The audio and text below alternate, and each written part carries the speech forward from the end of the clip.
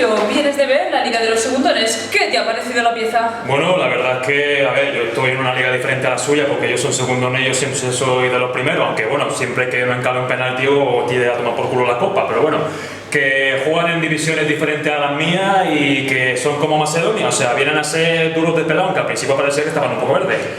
¿Alguna sugerencia para ir a ver la obra?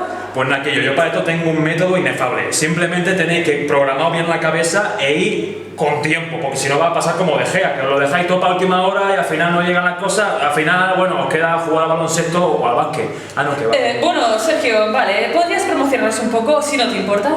Sí, claro, mira, esto es muy sencillo. Caballero y caballera, tenéis 4 días a la semana para ir a ver la Liga de los Segundones con unos pizzas que tengo aquí que son muy majos. Tenéis el jueves, el viernes, el sábado y el domingo. Esta semana estamos de 8 de la tarde a 10 y media de la noche. Y dentro de 2 semanas, porque la siguiente descansamos, tenemos la sesión golfa. Mira, esto a Gusti le va a gustar. Tenemos de las 11 de la noche a la 1 de la madrugada. Así que nada, os esperamos la Liga de los Segundones en Deportes 4, digo, en microteatro.